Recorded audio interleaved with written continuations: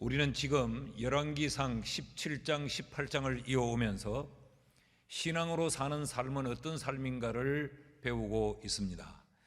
17장 1절 말씀을 보면 길르앗에 우거하는 자 중에 디셉 사람 엘리야가 아합에게 말하되 내가 섬기는 이스라엘의 하나님 여호와께서 살아계심을 두고 맹세하노니 내 말이 없으면 수년 동안 비도 이슬도 있지 아니하리라 하니라. 이 말을 하고 아합을 피하여서 그릿 시냇가로 도망을 갔지요.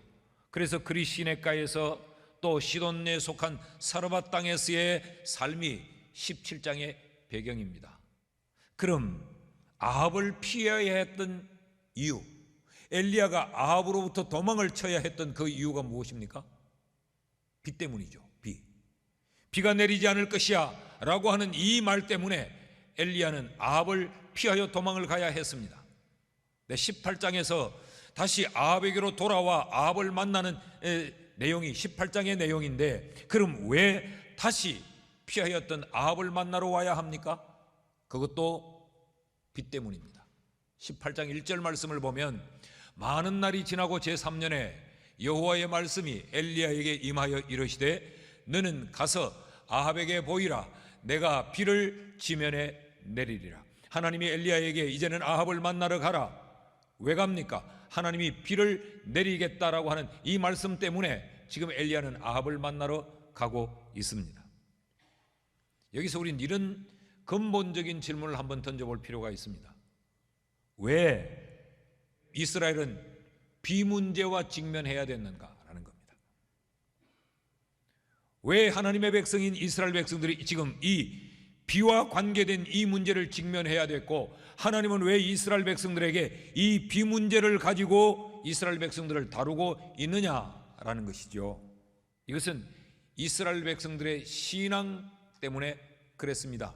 18절 말씀을 보면 엘리야가 아합을 만날 때에 아합은 엘리야에게 너 때문에 우리 민족이 이렇게 고통을 받는다, 비가 오지 않는 것도 너 때문이요 라고 힐난을 할 때 엘리야가 이렇게 말합니다. 엘리야가 대답하되 내가 이스라엘을 괴롭게 한 것이 아니라 당신과 당신의 아버지 집이 괴롭게 하였으니 이는 여호와의 명령을 버렸고 당신이 바알들을 따랐습니다. 문제가 뭐냐? 하나님이 지금 이스라엘 백성들을 비 문제로 다루게 된 그 원인이 뭐냐? 이스라엘 백성들의 신앙의 문제 때문에 그렇다는 것이죠. 이들이 하나님의 명령을 따르지 않았고, 이들이 여호와의 백성임에도 불구하고 여호와를 따르지 않고 바알을 따랐기 때문에 지금 이런 문제가 펼쳐졌고, 엘리야는 이 문제에 등장을 해야 됐고, 하나님은 지금 엘리야를 앞장 세워 이 문제를 움직이고 계신다는 것입니다. 여러분, 그렇다면 엘리야를 통하여 일어나는 모든 행동들은 무엇과 연결이 되겠습니까? 이스라엘 백성들의 신앙의 문제와 연결이 되는 것이죠. 그럼 우리가 읽었던 오늘 본문의 내용을 통하여서 하나님은 이스라엘 백성들에게 어떤 신앙의 삶을 살기를 원하는가? 하나님이 엘리야를 통하여 이스라엘 백성들에게 가르치려고 하는 신앙의 삶이란 어떤 삶인가?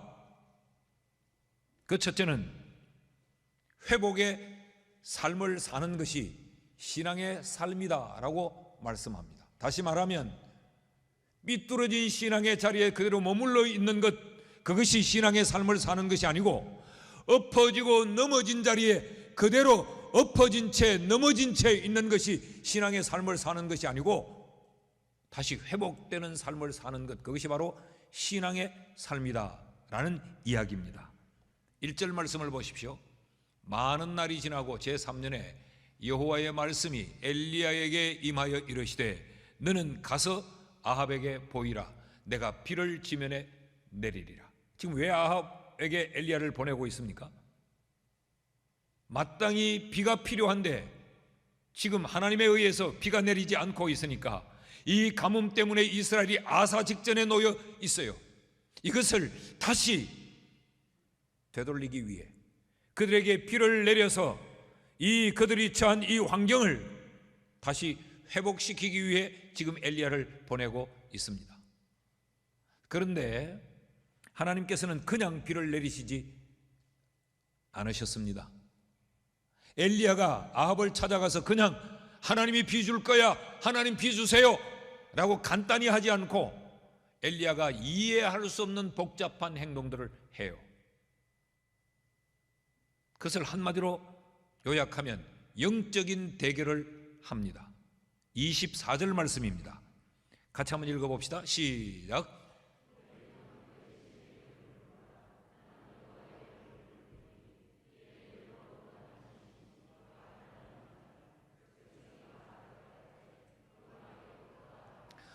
바알을 따르던 바알 선지자들에게 너희는 너희가 믿는 신 바알신의 이름을 불러라. 나는 내가 믿는 여호와의 이름을 부를 것이다. 그래서 불로 응답하는 그 신을, 그 신이 진짜 신이다, 이러면서 영적인 대결, 신내기를 여기 지금 하고 있는 것이죠. 그래서 엘리야가 취한 행동이 이것과 연결이 됩니다. 누가 진실로 하나님이시냐를 밝히기 위해서 엘리야가 30절에 보면 제단을 쌓아요. 30절에 제단을 쌓고 또 36절, 37절에서 엘리야가 기도를 합니다. 자, 24절 말씀을 보니까 불로 응답하시는 분, 그가 하나님이다 라고 내기를 걸었어요. 그리고 30절에 보면 이렇게 기록되어 있습니다. 엘리야가 모든 백성을 향하여 이르되 내게로 가까이 오라. 백성이 다 그에게 가까이 가매 그가 무너진 여호와의 제단을 수축하되. 제단이 무너져 있었습니다. 제단이 무너져 있었다고 하는 것은 이스라엘 백성들의 지금 신앙의 현주소가 어떤가를 보여주는 것이죠. 그들은 하나님의 백성이면서 하나님께 제사하는 제단을 찾지 않았다는 이야기요, 그들이 바알의 제단을 열심히 찾아가는 동안 하나님의 제단은 방치되어져 있었고, 이들이 하나님의 제단을 방치하는 동안 하나님의 제단은 허물어져 버렸고 무너져 버렸다라는 이야기입니다. 이것을 이스라엘 백성들에게 너희의 신앙의 현주소가 이런 거야 라고 보이는 거예요. 그러면서 엘리야가 어떻게 기도하느냐, 36절과 37절 말씀을 보면 저녁 소재 드릴 때에 이르러 선지자 엘리야가 나가서 말하되 아브람과 이삭과 이스라엘의 하나님 여호와여, 주께서 이스라엘 중에서 하나님이신 것과 내가 주의 종인 것과 내가 주의 말씀대로 이 모든 일을 행하는 것을 오늘 알게 하옵소서. 엘리야의 기도의 내용이 뭡니까? 이스라엘 백성들이 참 하나님이 여호와이신 것을 알게 해달라, 이게 기도였어요. 37절도 동일합니다. 여호와여 내게 응답하옵소서, 내게 응답하옵소서. 이 백성에게 여호와는 하나님이신 것과 주는 그들의 마음을 되돌이키심을 알게 하옵소서. 이게 기도의 목적이었습니다. 그러니까 엘리야가 불을 내리는 것도, 엘리야가 제단을 쌓는 것도, 엘리야가 하나님 앞에 간곡히 기도하는 것도 그 목적이 뭐냐?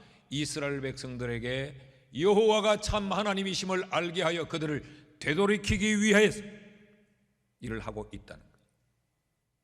하나님이 원하심이 뭐냐를 여기서 우리가 발견할 수 있습니다. 하나님은 이스라엘 백성들의 신앙이 회복되는 것을 원하세요. 45절 말씀을 보면 조금 후에 구름과 바람이 일어나서 하늘이 캄캄해지며 큰 비가 내리는지라 아합이 마차를 타고 이스라엘로 가니. 정상으로 돌아왔습니다. 3년 6개월 동안 가뭄에 시달리던 그 고통의 장소가 다시 하나님의 축복의 비가 쏟아지는 현장으로 회복이 되었어요.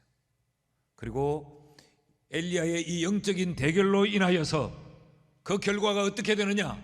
39절의 말씀을 보면 모든 백성이 보고 엎드려 말하되, 여러분 이들이 누구에게 엎드렸습니까? 지금까지는 바알의 제단에 엎드린 자들이에요. 그런데 이들이 여호와 앞에 엎드립니다. 그리고 말하기를 여호와 그는 하나님이시로다, 여호와 그는 하나님이시로다. 이들의 신앙이 회복되었습니다. 이게 하나님이 원하는 삶이었어요.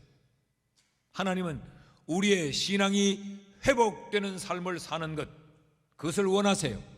하나님은 우리의 육신의 삶도 회복되고 우리의 영적인 삶도 회복되는 것, 이게 하나님이 원하는 신앙의 삶이었어요.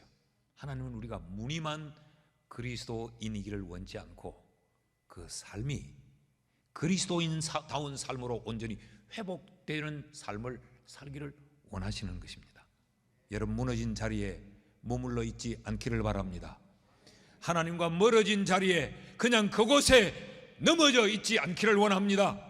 포기하고 낙심하고 그냥 그렇게 방기하고 살지 말고 다시 여러분의 회복의 삶이 여러분의 삶이 될 수 있기를 축복합니다. 둘째로, 하나님이 이스라엘 백성들에게 원하는 삶은 어떤 삶이냐? 현실에 매몰되어 자기의 한계에 갇혀 사는 삶을 원치 않고 하나님으로 말미암아 자신의 한계를 뛰어넘는 기적의 삶을 살라라고 원하는 것입니다. 그러니까 신앙으로 산다라고 하는 것은 하나님이 행하시는 기적을 믿는 삶을 사는 것이에요. 왜 하나님은 이 가뭄이라고 하는 것으로 이스라엘을 간섭하셨을까요? 지금 가뭄의 원인이 무엇입니까?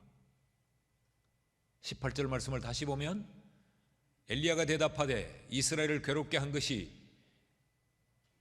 당신과 당신의 아버지 집이 괴롭게 하였는데 무엇 때문에 그랬느냐?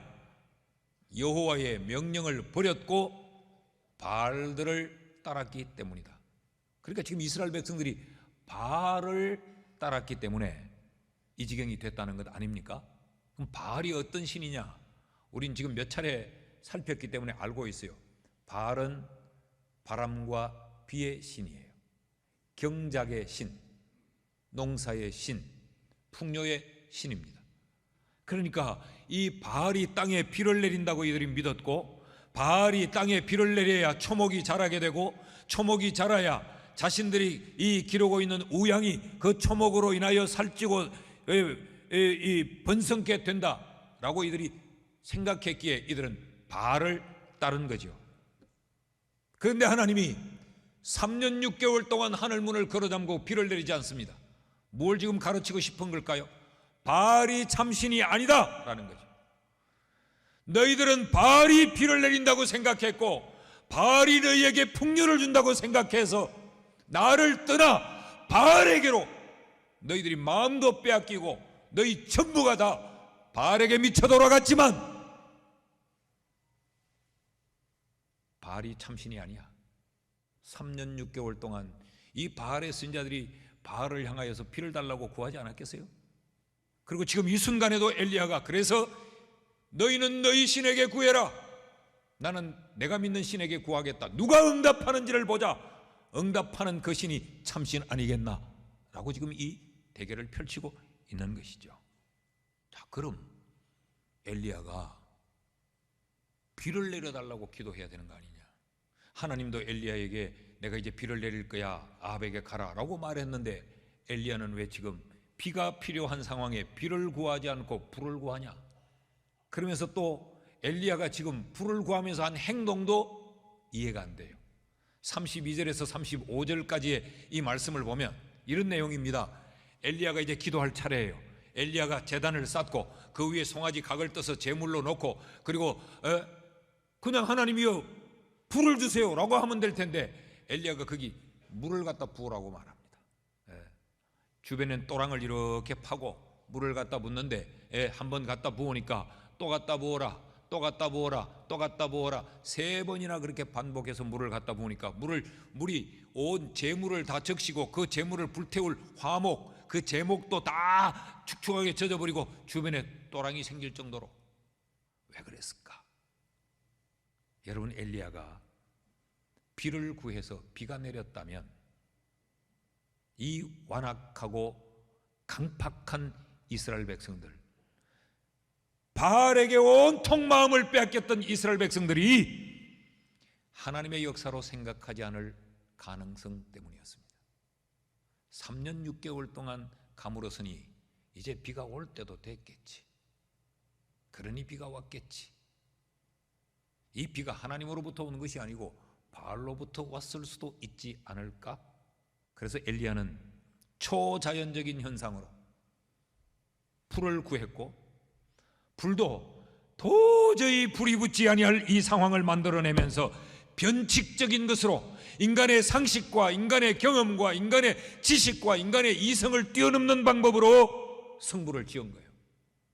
하나님만이 하실 수 있는 일이라는 걸 그들에게 보이고 싶었던 겁니다. 여러분, 신앙은 이런 것입니다. 신앙의 삶을 산다고 하는 것은 우리의 이성적인 영역에만 제한하여 사는 삶을 말하지 않고 우리의 인간의 한계를 뛰어넘는 삶을 믿고 기대하고 소망하는 삶이 신앙의 삶입니다. 왜 그런가? 여러분, 신앙은 하나님과 사람 사이의 관계 속에서 일어나는 것입니다. 사람과 사람의 관계 속에서 될 수 없는 일들도 신과 인간의 관계 속에서는 얼마든지 가능한 거죠. 그러니까 기적이라고 하는 것이 수평적 사고에서는 전혀 불가능한데 수직적 사고에서는 가능한 것입니다.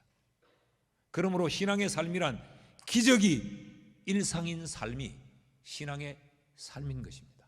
그런데 엘리야의 이 오버하는 행동, 불을 구하면서 물을 갖다 붓고 재물에 불이 붙지 않을 정도로 만들었지만 거기에 불이 붙는 것, 이것은 이 엘리야의 행위는 하나님의 역사는 얼마든지 인간의 한계에도 불구하고 하나님의 역사는 가능하다, 이것을 보여주는 거예요. 이것을 믿는 것, 그것이 신앙의 삶이라는 것입니다. 여러분, 우리 그리스도인에게는 기적이 기적으로 끝나지 않아요. 기적이 일상이 되는 것입니다. 그래서 마가복음 9장에 보면 귀신 들린 자를 데리고 와서 예수님에게 이렇게 말해요. 이거 우리가 아무리 해도 안 되던데 당신은 어떻게 할 수 있습니까? 할 수 있거든 한번 해보시죠. 그럴 때 마가복음 9장 23절에 이렇게 말씀합니다. 예수께서 이르시되 할 수 있거든이 무슨 말이냐? 믿는 자에게는, 이 말은 신앙의 세계에는 능히 못할 일이 없느니라. 이게 신앙의 세계예요. 이게 신앙이라는 것입니다. 여러분, 우리가 기적의 삶을 우리의 신앙의 삶으로 살 수 있기를 주의 이름으로 축복합니다. 셋째로, 엘리야를 통하여 이스라엘 백성들에게 가르치려고 하는, 하나님이 이스라엘 백성들에게 원하시는 신앙의 삶은 뭐냐? 하나님과의 소통의 삶을 원하십니다. 이것이 신앙의 삶이라는 거죠. 신앙으로 산다라는 건 뭐냐? 그저 교회 출석하고 사는 것을 말하지 않고 하나님과 소통하며 교제하는 삶을 신앙의 삶이라고 가르칩니다. 자, 비가 필요할 때 엘리야가 불을 구하죠. 이게 우리는 잘 이해가 안 되죠. 근데 이스라엘 백성들에게 이것이 엄청난 메시지였어요. 왜냐하면 이 구약의 이 배경을 보면 제사를 지낼 때에 불이 내려 그 제물을 불태웠던 이 사건이 지금 이 열왕기상 이전 세 번이 나타납니다. 레위기 19장에 보면 하나님으로부터 이스라엘 백성들이 처음 성막을 허락받았을 때, 그러니까 처음 이 성막이 건축되었을 때 첫 제사장을 아론으로 세웁니다. 여러분, 성막이 뭐예요? 성막은 하나님과 인간의 만남의 장소예요. 그래서 성막, 회막 그렇게 불렀어요. 그때 이 아론을 제사장으로 삼고 하나님 앞에 첫 제물을 드리면서 제사를 지낼 때 하늘에서 불이 내려 제물을 불살랐어요. 그 말은 하나님이 응답하셨다, 그런 이야기. 그러니까 인간과 하나님이 소통이 이루어졌다라는 이야기죠. 두 번째 사건이 역대상 21장에 나타나는 기록인데, 다윗이 성전을 짓기 위해서 다장마당을 사들인 이후에 하나님이 그 터에서 하나님 앞에 제사를 지내요. 그때 하나님이 불을 내려서 그 제물을 불태웁니다. 그리고 세 번째가 언제냐? 그 터에 이 다윗의 아들 솔로몬이 성전을 건축하고 하나님 앞에 제사를 지낸, 역대하 7장에 나타나는데, 이 제사를 지냈을 때 하나님이 하늘에서 불을 내려서 그 제물을 불태움으로 제사를 받으셨어요. 이 열왕기상 이전 이 세 가지 공통점을 우리가 가만히 보면 하나님께 드린 제사의 불이 임했다는 겁니다. 그리고 그 제사에 드려진 제물이 불에 의해 불살라졌다는 것이죠. 이스라엘 백성들은 이 사건을 누구보다 잘 알고 있었습니다. 그러니까 이스라엘 백성들에겐 지금 이 사건에서 무엇이 기억되느냐? 하나님과의 소통, 그들이 하나님께 드려야 될 제사, 그리고 하나님이 그 제사를 받으심, 이런 것들이 아주 입체적으로 지금 이스라엘 백성들 머릿속에 그려지고 있었던 것이죠. 그러니까 엘리야는 지금 이 이스라엘 백성들 앞에 깜짝 불쇼를 한번 보여주는 이벤트를 펼치려고 한 게 아니에요. 그들에게 하나님과의 소통을 상기시키고 있는 거죠. 너희들이 하나님과의 소통이 어떻게 되었느냐? 여호와의 제단이 무너져 있지 않느냐? 너희가 하나님과의 소통이 막혀 있지 않느냐? 하나님이 너희들의 제사를 받으신 적이 지금 없지 않느냐? 너희들이 하나님께 제사를 올려드린 적이 없지 않느냐? 그러면서 너희들이 하나님의 백성일 수 있느냐? 그들의 신앙을 힐문하고 힐책하는 거예요. 그래서 엘리야는 이스라엘 백성들을 자기에게로 다 나오라고 불러 모았던 거죠.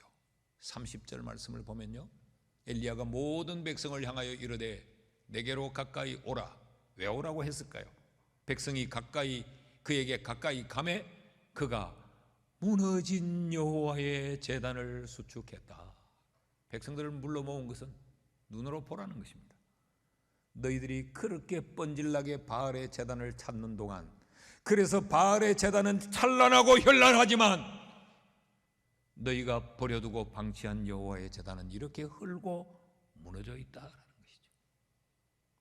여러분, 고의적으로 무너뜨리지 않아도 버려두면 허물어집니다. 방치해 놓으면 못 쓰게 되고 맙니다. 지금 이스라엘 백성들의 그 장면을 보여주면서 그들 앞에서 무너진 여호와의 제단을 수축하는 거예요. 여러분, 이게 설교입니다. 이스라엘 백성들이 자신들을 돌아보게 되고 하나님이 지금 자신들에게 무엇을 말씀하고 있는지를 이들은 지금 듣고 있는 것이죠. 그러면서 엘리야가 31절에 이렇게 말합니다. 야곱의 아들들의 지파의 수요를 따라 엘리야가 돌 12개를 취하니 이 야곱은 옛적에 여호와의 말씀이 임하여 이르시기를 네 이름을 이스라엘이라 하리라 하신 자더라. 야곱의 이름이 이스라엘이 되었죠. 그런데 이 이스라엘을 야곱의 아들 12명을 각 지파로 하여서 이스라엘이라고 하는 나라가 형성이 됩니다.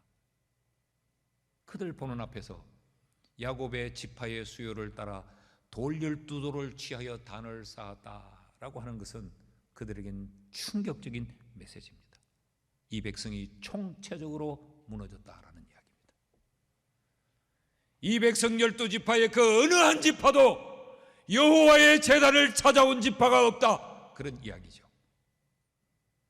하나님과 소통하지 않았음을 그들에게 지금 드러내고 있는 것입니다. 철저하게 하나님과 단절되어 버리고 하나님은 이들의 신앙을 회복시키고 이들이 하나님과 다시 소통하는 사람들이 되기를 원하셨던 것이죠. 신앙의 삶이란 무엇인가? 무너진 제단을 수축하는 것입니다. 무너진 제단을 재건한다는 말은 무엇입니까? 하나님과의 소통을 회복하는 것입니다. 말씀을 맺습니다. 우리가 신앙의 삶을 산다고 하는 것은 무너진 채로, 신앙의 자리에서 멀어진 채로 그냥 그렇게 사는 것이 아니고 회복의 삶을 살아야 신앙의 삶을 사는 것입니다. 신앙의 삶이란 예배를 통해서 끊임없이 하나님과 소통의 삶을 사는 것, 그것이 바로 신앙의 삶입니다. 여러분, 지난 한 주간 하나님과 소통의 시간이 얼마나 있었습니까? 온종일 휴대폰을 붙들고 유튜브에는 시간을 그렇게 많이 투자했지만 기도하는 시간이 하루 24시간에 몇 초였습니까? 하나님의 말씀을 받아먹는 시간은 하루 24시간에 몇 구절이나 되었습니까? 오늘 이 말씀으로 우리가 다시 신앙의 삶을 결단하는 그런 은혜, 그런 결심이 우리에게 있어서 무늬만 그리스도인이 아닌 진짜 신앙인다운 신앙의 삶을 살아서 진짜 하나님이 우리에게 주실 그 복들을 받아 누리는 진짜 성도가 되기를 주의 이름으로 축원합니다.